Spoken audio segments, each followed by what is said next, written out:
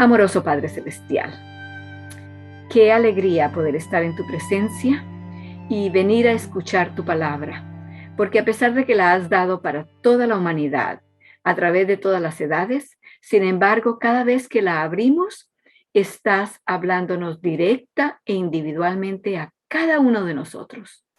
Ayúdanos, Señor, para que pensemos en esto y lo recibamos de tal forma. Te pedimos que tu Espíritu Santo se nos sea dado para que podamos entender, ver las cosas desde el punto de vista en que tú quieres que las veamos y podamos comprender las lecciones que tú quieres que aprendamos para que podamos permitir que tú hagas en nosotros la obra de preparación para tu venida. Te lo agradecemos por antemano en el nombre de Cristo Jesús. Amén. Entonces vamos a comenzar con el repaso de los versículos de memoria y quiero poner esta nota para los que están asistiendo por primera vez o que apenas están comenzando hace unas semanas. Sí, van a ver varios versículos de memoria que nos hemos aprendido. Ustedes, si no han estado aquí desde que comenzamos, pues se van a sentir que están atrasados, que van a tener que estar corriendo para poder alcanzar y ponerse al día. Pero recuerden que el trabajo, esta obra, esta función es del Espíritu Santo, de hacer que la palabra de Dios se grabe en nuestras mentes. Así que simplemente léanla, estudienla, medítenla y el Espíritu Santo se encargará de ponerla allí, fijarla, para que la tengamos en la hora de la tentación. Así que simplemente apunten los versículos que estamos estudiando, que estamos memorizando, y permita que el Espíritu Santo haga la obra en cada uno de ustedes. El primero está en Juan 15:5, se encuentra en la página 17 del primer capítulo, si es que lo tienen impreso, pero está en la Biblia, Juan 15:5, y dice: yo soy la vid, vosotros los pámpanos. El que permanece, ahí está la palabra clave, el que permanece en mí y yo en él, tiene que ser de dos vías, ¿verdad? Este lleva mucho fruto. ¿Por qué? Porque sin mí nada podéis hacer.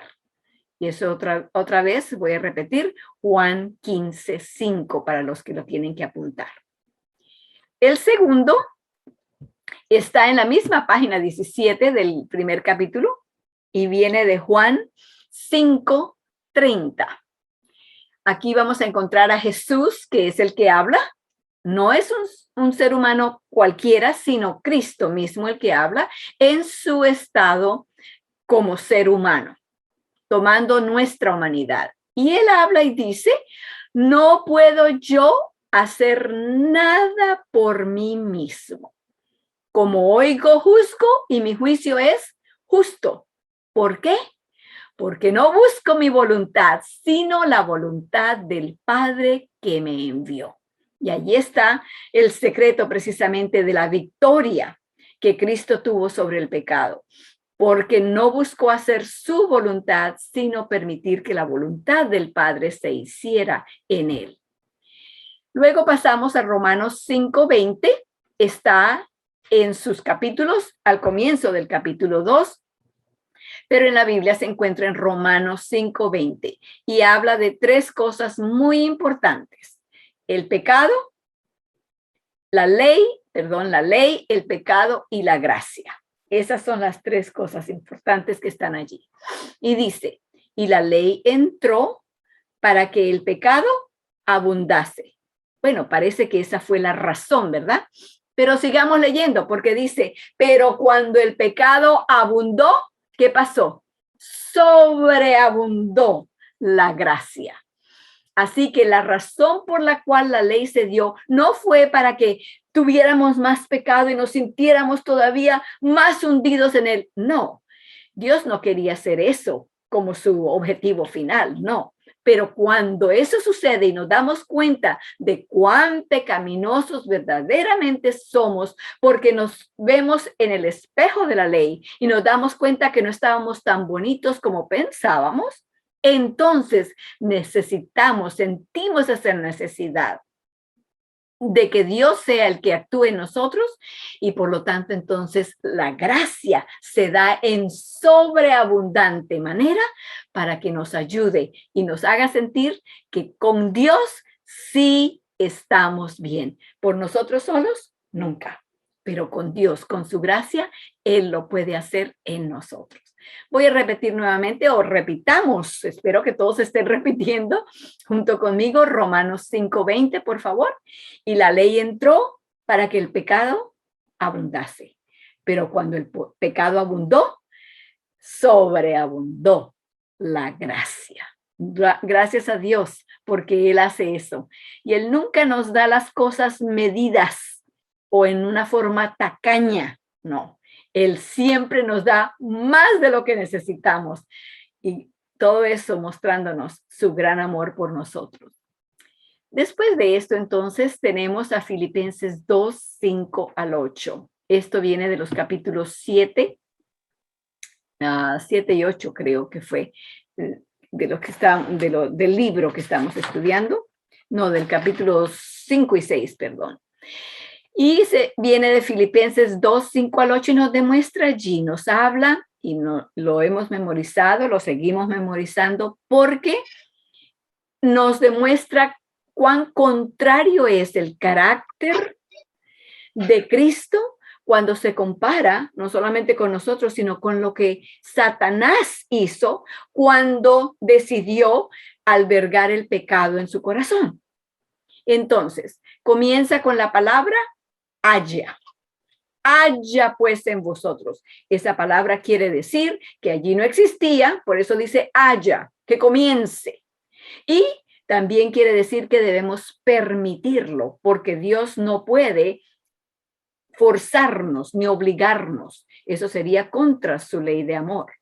Entonces dice, haya pues en vosotros este sentir, que quiere decir ¿qué? Este pensar, ¿verdad? Esta manera de pensar que hubo también en Cristo Jesús. ¿Cuál fue? Bueno, seguimos con el versículo 6, el cual, siendo en forma de Dios, no tuvo por usurpación ser igual a Dios. Él sabía que él nos estaba robando ese derecho a ser igual a Dios porque él era Dios. Había sido así desde la eternidad pasada. Pero él no se agarró de eso. ¿Qué fue lo que hizo en lugar de eso? En el versículo 7 dice, sin embargo, se anonadó a sí mismo, se vació, salió de todas sus características divinas y se vació para poder tomar las características humanas y ser uno contigo, uno conmigo. Sin embargo, se anonadó a sí mismo tomando forma de siervo, ¿no? Ni siquiera de un ser humano que tiene una posición muy alta dentro de la sociedad, no, forma de siervo. Hecho semejante ¿a quién? A los hombres. Versículo 8, y hallado en la condición como hombre, ¿qué hizo? Se humilló a sí mismo, hecho obediente hasta la muerte y muerte de cruz. Son 7 en total los pasos que Cristo dio. Pasos hacia abajo, peldaños, bajando y bajando hasta donde podía llegar para poder salvarnos a nosotros. Entonces, luego pasamos a Romanos 6:23. Este viene del capítulo 5 del libro y está en la página 69 para los que lo están siguiendo allí, Romanos 6:23. Yo siempre les doy esta clave para que sepan de qué se trata, porque la paga del pecado es muerte, más la dádiva o el regalo, el don de Dios es ¿qué? La vida eterna en Cristo Jesús, Señor nuestro. La paga, esto es un cheque por horas que yo trabajé para mi jefe. Eso es lo que nosotros merecemos. Eso es lo que nos ganamos. Eso es lo que nosotros ya tenemos porque pusimos nuestra energía, nuestro tiempo, nuestra salud, nuestro esfuerzo en pecar. Y entonces en pago de eso tenemos la muerte. Esta es nuestra paga. Pero Dios dice, no, yo tengo en lugar de eso, en lugar de la muerte, yo tengo vida eterna, libre, gratis. La paga del pecado es muerte, mas la dádiva, el regalo de Dios, es vida eterna en Cristo Jesús, Señor nuestro. Sé que la mayoría de los cristianos o de los que han sido cristianos por cierto tiempo conocen ese versículo, así que espero que sea fácil que se lo aprendan de memoria. El siguiente viene de Jeremías 29:11. Fue del capítulo 6, del último capítulo que terminamos hace una semana o algo así. Y está en la página 84 de ese capítulo, Jeremías 29:11. Y habla de lo que Dios piensa en cuanto a nosotros. Nos gustaría saber qué piensa Dios en cuanto a nosotros. ¿Qué piensa Dios en cuanto a usted, en cuanto a ti? Allí nos dice, porque yo sé, dice Dios, porque yo sé los pensamientos que tengo acerca de vosotros, dice Jehová. Pensamientos de paz y no de mal, para daros, no para que ustedes vayan y tengan que hacerlo ustedes mismos, no, para daros el fin esperado. ¿Esperado por quién? El fin esperado de Él, el plan que Él tiene para nuestras vidas. Y nos ve ya como si fuéramos completamente perfectos, porque así como Él hizo el mundo y vino y dijo, haya la luz, y luego haya la expansión, y haya la hierba y los árboles, y haya, y cada vez que Él habló se produjo, de la misma manera Él dice, haya pues en vosotros este sentir que hubo en Cristo Jesús. Y nuestro carácter se transforma porque le creemos, le permitimos de la misma forma. Entonces dice, yo sé los pensamientos que tengo acerca de vosotros. Son pensamientos de paz y no de mal, para daros el fin esperado. El fin que ustedes mismos no van a creerlo cuando yo se los dé, si ustedes me permiten que se los dé. Entonces, con esto en mente, vamos ahora a entrar al estudio del capítulo 7, en el cual estamos ahora, y la vez pasada terminamos en la página 96. Sin embargo, quiero que regresemos a la página 95 para que leamos nuevamente en la página 95, en la parte baja, el último... la última cita, perdón, la última cita que viene de la, estoy en la, con razón, no estoy en la página correcta, con eso no lo veía, de la Review and Herald de 1898, y dice lo siguiente, y pueden leer junto conmigo si tienen el capítulo allí con ustedes. Dice, el conocimiento de lo que las escrituras nos dan a entender al instarnos sobre la necesidad de cultivar la fe, es algo más esencial que cualquier otro conocimiento que se pueda adquirir. Si es algo así de esencial, como el Señor nos dice por medio de la hermana White, entonces tenemos que poner atención. Deberíamos enseguida de sentir aquella curiosidad. Si es algo que es esencial, yo quiero saberlo, yo tengo que saberlo. ¿No es así lo que nos sucede cuando alguien viene y nos dice, oye, ¿sabes que fui de compras hoy?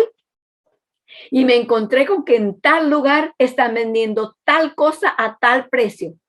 Oye, ¿verdad? Pues yo también tengo que ver, a ver. Sí, yo necesito eso. Así que cuando escuchamos las palabras de Dios que nos dice la necesidad de cultivar la fe es algo más esencial que cualquier otro conocimiento que se pueda adquirir. Eso debería enseguida de darnos aquel deseo de saber qué es lo que el Señor quiere comunicarnos. Sigue diciendo en la parte de abajo, otra vez de la misma página, sufrimos mucha angustia y dolor por nuestra incredulidad, por nuestra ignorancia de cómo ejercer la fe. Esas dos cosas hacen que la fe no sea una fe que actúe. Entonces, sufrimos ese dolor y esa angustia por ignorancia, pero también por incredulidad, por no creer lo que Dios nos dice en cuanto a cómo ejercer o ejercitar la fe. tenemos que atravesar las nubes de incredulidad. No podemos tener una experiencia cristiana saludable. No podemos obedecer el evangelio para salvación hasta que la ciencia de la fe se comprenda mejor y hasta que se ejerza más fe. Con esto entonces, mis amigos,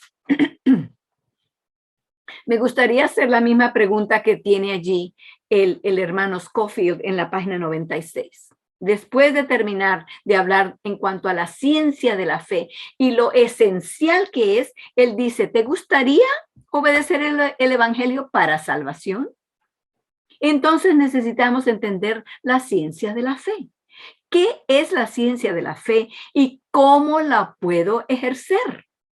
Pero primero, ¿qué tiene que ver la fe con la salvación?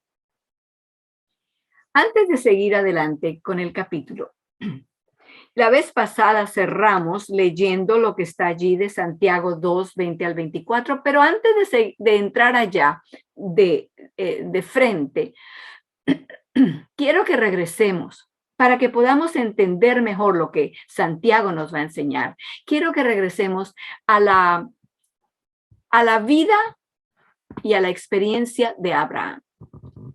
La estudiamos bastante a fondo durante el capítulo 6.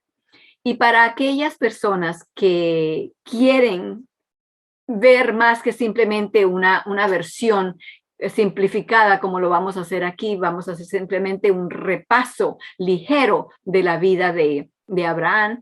Quería también darles la información de que en los videos de septiembre 2 a octubre 7, pueden encontrar allí la información de ese estudio que hicimos en cuanto a la vida de Abraham. Sin embargo, vamos a regresar ahora para un capítulo más en la vida de Abraham. Y sabemos, para los que ya estaban aquí, para los demás seguramente también, vamos a repasar entonces. Y comenzamos en Génesis capítulo 12, versículo 1 al 4. Allí sabemos que vamos a encontrar ya qué es lo que encontramos. Espero que ya todos estén bastante ejercitados en esto. En Génesis 12, Janet, Génesis 12, habíamos aprendido cómo fue que Dios llamó a Abraham. Janet, no tienes que ponerlo allí, las personas pueden abrir o simplemente escuchar. Es un resumen apenas. Génesis 12, del 1 al 4, es donde Dios habla con Abraham y le dice que salga de su tierra y de su parentela y vaya a una tierra que le va a mostrar. Allí le habla entonces de las promesas del pacto.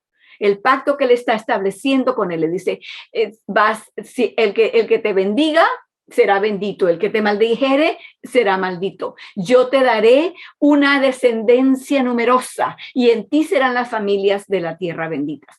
Todas estas notamos que eran promesas que Dios le estaba haciendo a Abraham, aunque se llama un pacto. Sin embargo, los pactos de Dios no son como los pactos humanos, en los cuales hay una parte para uno de las personas que están entrando en pacto y una parte para los otros. Cada quien tiene las responsabilidades. Si alguno de ellos falla, el pacto se desaparece, se anula. No así con los pactos de Dios. Dios hace las promesas y lo que nos pide es que nosotros le creamos para que él pueda cumplir la promesa en nosotros. Abraham le creyó y salió de su tierra y de su parentela. Y en el capítulo 15 lo encontramos ya, cuando él salió de Ur de los Caldeos, tenía 75 años, su esposa 65, no tenían hijos porque ella era... no podía tener hijos, se me olvidó la palabra que se usa para eso. Entonces, cuando ya lo encontramos en el capítulo 15, para este tiempo, él está entre 75 y 85 años de edad. No nos dice la edad allí, pero sabemos que es más o menos entre eso, porque en el capítulo 12 tenía 75 y para el capítulo 16 ya tiene 85. Lo cierto es que Dios se le presenta nuevamente a Abraham en el capítulo 15 de Génesis y le dice: Abraham, yo seré tu galardón en gran manera. Y entonces Abraham le dice, oye, Señor, yo recuerdo la promesa que me hiciste de tener muchos hijos y eso precisamente es lo que te voy a decir. Yo tengo un mayordomo y como todavía no tengo hijo, el mayordomo está bien, de acuerdo con las costumbres que habían, se podía hacer así y él dijo, pues, ¿por qué no? Yo estoy bien, Señor, no te preocupes en tener que hacer todo lo que tienes que hacer para cumplirme esa promesa.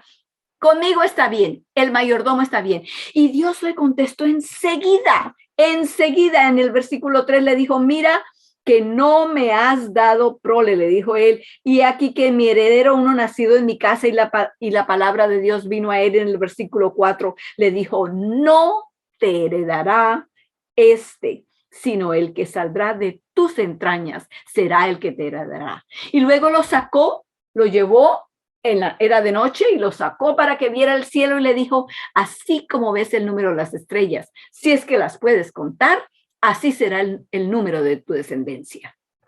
El versículo 6 es importantísimo. Por eso hacemos este recuento, para que fijemos en nuestra mente mejor qué es lo que sucede, cómo sucede, cuándo sucede, para que así podamos no solamente entenderlo y entender mejor lo que Dios quiere enseñarnos en cuanto a la fe, sino podamos también enseñarlo a otra persona. En el versículo 6, después de que le muestra las estrellas, dice, y creyó Abraham a Jehová y se lo contó Jehová por justicia. Lo declaró justo. Justicia quiere decir buen hacer. ¿Qué hizo? No hizo nada. Creyó. Eso fue todo. Y Dios lo declaró justo. Muy importante. El título de nuestro capítulo anterior en el cual estudiamos esto era la versión simplificada de la justificación o rectitud por la fe. Y se basa mucho en esto. Tiene que basarse porque hasta el Nuevo Testamento se basa también en esto cuando habla de la justificación por la fe. Dios lo contó como justo porque le dijo, mira las estrellas, así van a ser el número de tus descendientes, y él le creyó a Jehová. En el capítulo 16 de Génesis ahora encontramos que nuevamente flaquea Abraham. Y aunque había creído y había sido declarado justo, sin embargo ahora la esposa, seguramente él le contó lo que había hablado con el Señor, con Jehová, y entonces ella se puso a pensar posiblemente, esto no está escrito en ninguna parte, pero es una conclusión que sería fácil de sacar, porque como Dios le dijo, no va a ser sino uno que venga de ti, entonces ahora Sara le propone, oye, ten un hijo con mi sierva. Al fin y al cabo es hijo tuyo. A mí me pueden dejar fuera, está bien conmigo. No hubiera pensado de esa manera, no hubiera propuesto semejante cosa si hubiera pensado que Dios no iba a hacer una promesa que fuera en contra de los principios que él ya les había dado. Dios no se contradice a sí mismo. Dios no miente. Sin embargo, Abraham accedió a eso y como resultado tuvo un hijo de la sierva, Ismael por nombre, el nombre del hijo.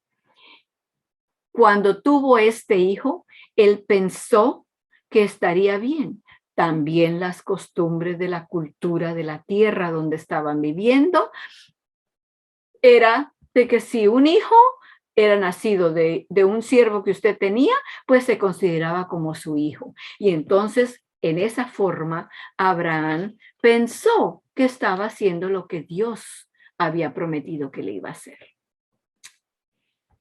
Un principio muy importante, porque las promesas de Dios, solamente Dios las puede cumplir. Vuelvo a repetir. Las promesas de Dios, solamente Dios las puede cumplir. Y aún en nuestro nivel, en nuestro ámbito, si alguien hace una promesa, no vamos a ir a donde otra persona y decirle, mira, dame lo que me prometiste o haz lo que prometiste. ¿Cómo? ¿Cuándo? No, bueno, fulano me dijo, pero si el que te lo prometió fue fulano, fulano será el que tiene que cumplirlo. Pero aquí están Sara y Abraham haciendo o queriendo que Dios cumpla, que ellos cumplan lo que Dios prometió. Esto se llama también salvación por las obras o justificación por obras. Ellos querían hacer las obras para justificarse delante de Dios que les había prometido un hijo. Estaban tratando de salvarse por sus propias obras, porque la promesa era que de la simiente de Abraham vendría el que iría a salvarnos. El evangelio fue predicado a él, nos dice el Nuevo Testamento. Sigamos entonces adelante, porque después de que tuvo ese hijo, en el capítulo 17, Dios se presenta a él y le dice, mira Abraham, y le repite otra vez el pacto y le cambia el nombre. El nombre se lo cambió en el versículo 5 del capítulo 17. Le dice, no se llamará más tu nombre Abraham, sino que será tu nombre Abraham, porque te he puesto por padre de muchedumbres de gentes.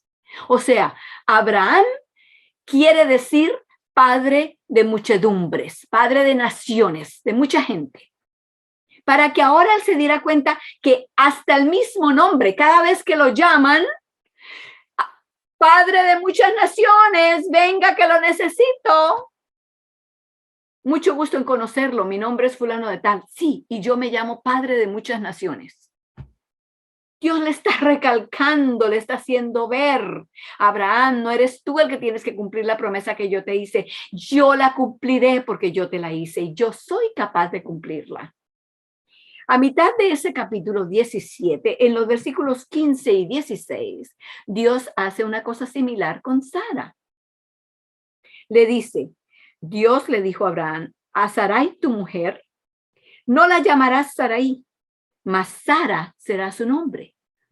Oh, ¿qué quiere decir Sara? Versículo 16.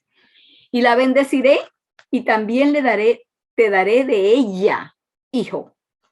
Sí, la bendeciré, y vendrá a ser madre de naciones, reyes de pueblos serán de ella. Les puso a los dos el nombre que significan madre y padre de naciones para que no buscaran otro lado por el cual salirse. Tenía que ser de él y tenía que ser de ella. Capítulo 18. Apareció Jehová nuevamente a Abraham, esta vez en forma de forasteros que venían caminando en el calor del día. Abraham, por su hospitalidad, los invita a que se queden allí para que tomen sombra debajo de su tienda y de sus árboles y para que coman.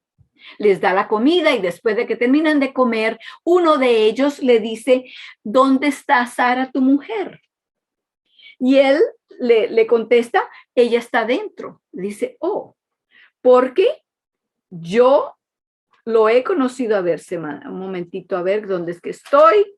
Estoy en la Biblia en español y no sé la localidad exacta. Ajá. Versículo 9. ¿Dónde está Sara, tu mujer? Y él respondió, aquí en la tienda. Entonces dijo, de cierto volveré a ti según el tiempo de la vida. Y he aquí tendrá un hijo, Sara, tu mujer. Sara escucha eso y se ríe.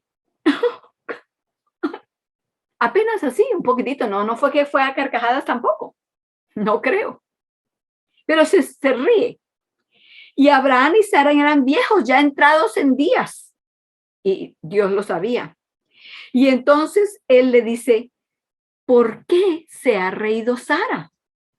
Y Sara dijo, no, yo no me reí. Versículo 13. ¿Por qué se ha reído Sara diciendo, será cierto que ha de parir siendo ya vieja? Y 14 dice, hay una pregunta en el versículo 14 y si no la tienen subrayada, no sé si algunos de ustedes usará de subrayar sus Biblias o no, pero si subrayan, Este es un versículo que aparentemente tiene que ver simplemente con estar embarazada y tener un hijo a los 90 años de edad, pero tiene mucho más que eso. Tiene que ver con lo que estamos estudiando, porque la pregunta es, ¿hay para Dios alguna cosa difícil?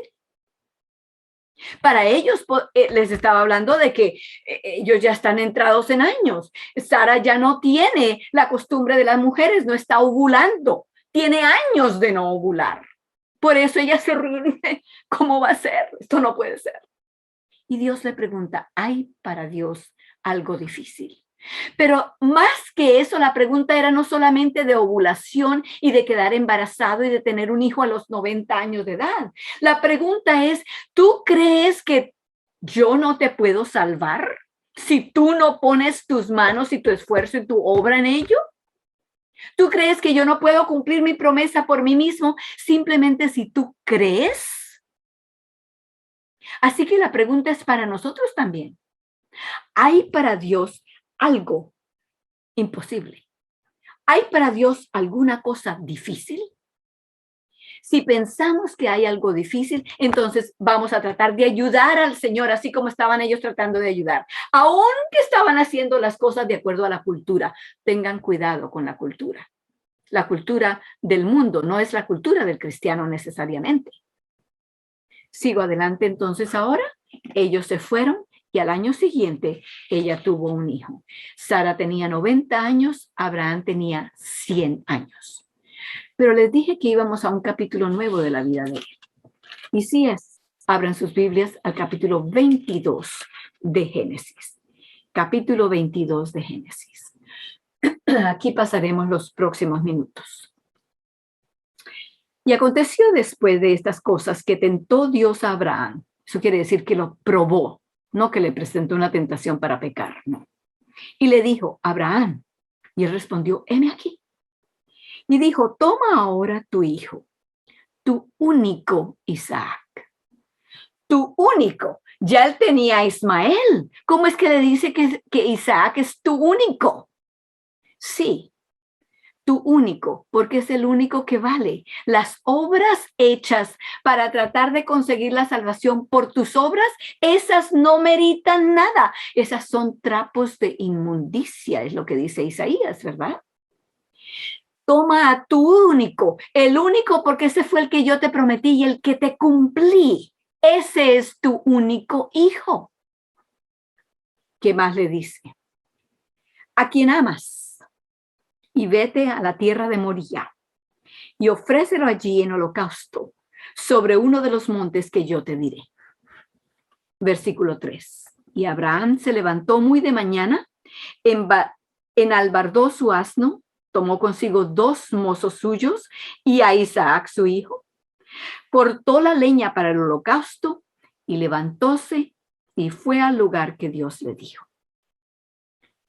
Si Abraham no hubiera tenido la experiencia de lo que había sucedido ya en su vida y no hubiera aprendido a tener la mente de Cristo, a pensar como Cristo, como dicen Filipenses 2 del 5 al 8, si Abraham no hubiera creído a Dios, no se hubiera levantado, no hubiera levantado a los mozos, no hubiera arreglado los asnos, no hubiera cortado la leña, no hubiera hecho nada de eso. Pero porque le creyó a Dios, se levantó y lo hizo.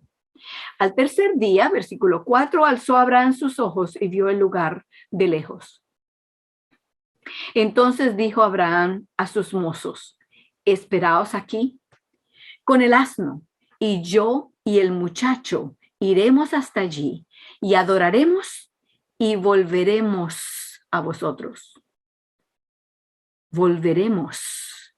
¿Es que él no se acuerda lo que le pidió Dios que hiciera? ¿O es que quería decir una media verdad para que los muchachos, los mozos, no se enteraran de lo que iba a hacer? ¿Volveremos con lo que ya sabe? Versículo 6. Y tomó Abraham la leña del holocausto y púsola sobre Isaac su hijo. Y él tomó en su mano el fuego y el cuchillo, y fueron ambos juntos. Esa frase allí nomás. Yo creo que a Abraham le hubiera gustado irse por otro lado para no tener que andar junto con Isaac sabiendo lo que sabe. Versículo 7. Entonces habló Isaac a Abraham, su padre, y dijo: Padre mío. Y él respondió: heme aquí, mi hijo. Y él dijo: he aquí el fuego y la leña, mas ¿dónde está el cordero para el holocausto? Él sabía que ya iban a 3 días de camino de donde habían dejado los rebaños. ¿De dónde iban a sacar cordero? Versículo 8. Y respondió Abraham: Dios se proveerá de cordero para el holocausto, hijo mío. E iban juntos. Dios se proveerá de cordero para el holocausto. Aquí está la razón por la cual dijo lo que dijo en el versículo 5. Volveremos. ¿Por qué? Porque en su mente estaba la fe, la creencia en que lo que Dios había dicho iba a ser como él lo dijo. Y no iba a dejar de estar adivinando lo que Dios quería decir. Iba a dejar de buscarse vueltas para poder explicar y excusar lo que él creía que Dios estaba faltando, no estaba cumpliendo. ¿Y qué iba a hacer en lugar de eso? A confiar en que Dios se proveería de un cordero para el holocausto. Versículo 9. Y como llegaron al lugar que Dios le había dicho, edificó allí Abraham un altar y compuso la leña y ató a Isaac su hijo. Debe haber habido una conversación en medio de esas dos frases. Tiene que haberle explicado a Isaac qué era lo que iba a hacer para empezar a amarrarlo y ponerlo. Recuerden, Isaac tiene 17 años. Abraham tiene 117. Isaac ha podido agarrarlo a golpes y tirarlo y salir corriendo, pero no lo hizo. Entendía que lo que había entre su padre y el Dios de su padre era una relación que no tenía preguntas. ¿Por qué? Porque lo que tenía era fe, la fe de Jesús. De paso, lo puso en el altar sobre la leña. Versículo 10. Y extendió Abraham su mano y tomó el cuchillo para degollar a su hijo. Entonces el ángel de Jehová le dio voces del cielo y dijo: Abraham, Abraham. Y él respondió: heme aquí, aquí estoy. Igual que lo que respondió cuando Dios lo despertó esa mañana, que le dijo: levántate y lleva a tu hijo y lo ofreces. Aquí estoy, Señor, aquí estoy. ¿Qué decimos cuando las pruebas vienen? Aquí estoy, Señor, aquí estoy. Y estoy contigo, te escucho. Y dijo: no extiendas tu mano sobre el muchacho, ni le hagas nada, que ya conozco que temes a Dios, pues que no me rehusaste tu hijo, tu único. Le repite otra vez. Entonces alzó Abraham sus ojos y miró. Y he aquí un carnero a sus espaldas, trabado en un zarzal por sus cuernos. Y fue Abraham y tomó el carnero y ofreciólo en holocausto en lugar de su hijo. Y debe haber habido otra conversación allí. No está escrita, no hay récord de esto, pero sabemos que tiene que haber habido otra conversación y un abrazo y lágrimas. Y llamó a Abraham el nombre de aquel lugar: Jehová proveerá.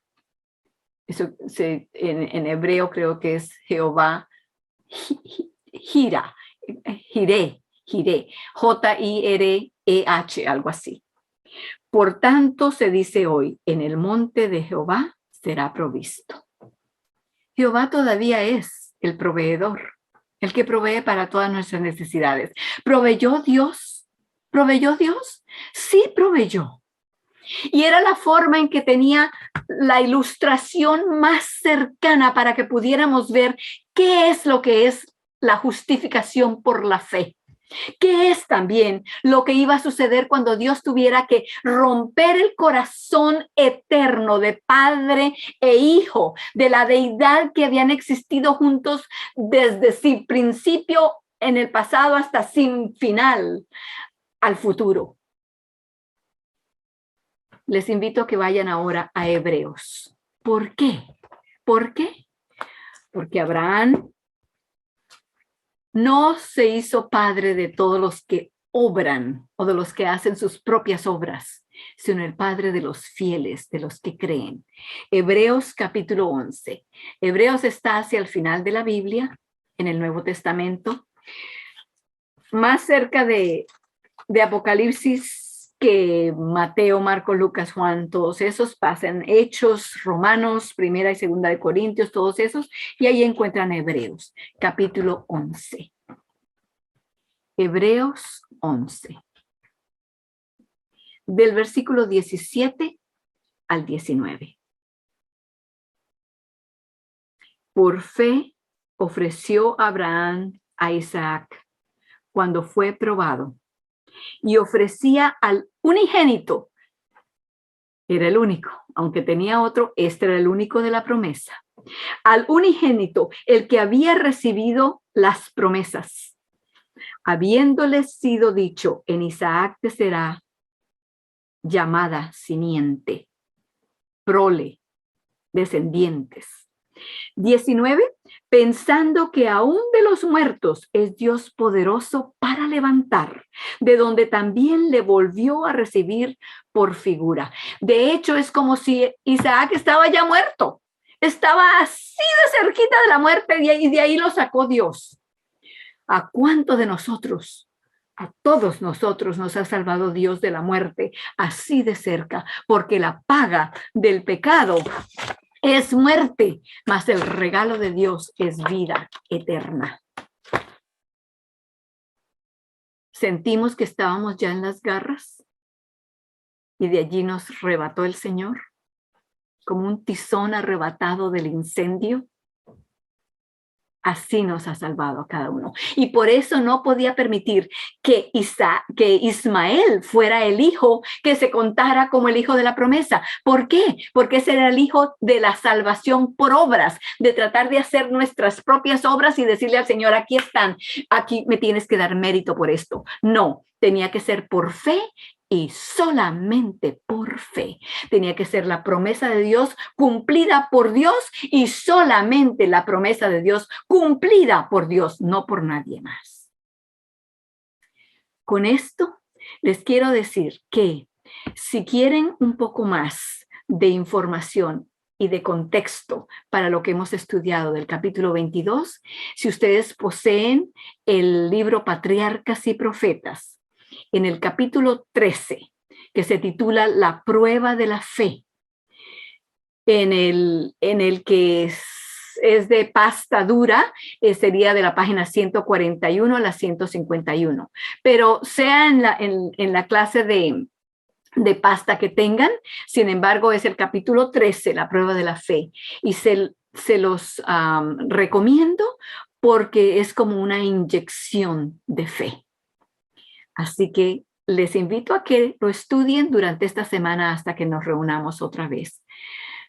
Por ahora, entonces, por favor, pongámonos de rodillas para la oración.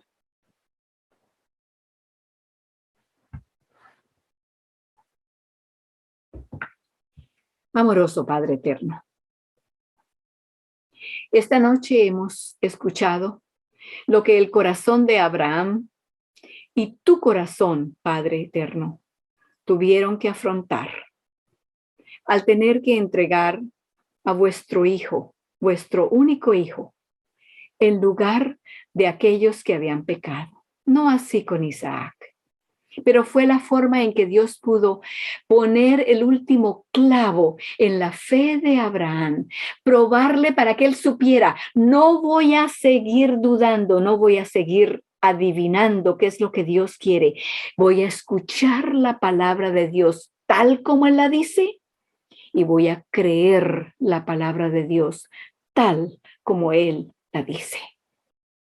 Señor, enséñanos esta lección. Enséñanosla ahora mismo, para que no adivinemos ni titubeemos, ni vayamos a ciegas. No, tú nos has dejado ya tu palabra y las experiencias de aquellos que andaron por fe y no por vista, para que nosotros las podamos entender mejor. Gracias, Señor, por todo lo que haces a favor nuestro y para que lo entendamos también. En el nombre bendito de Jesús. Amén.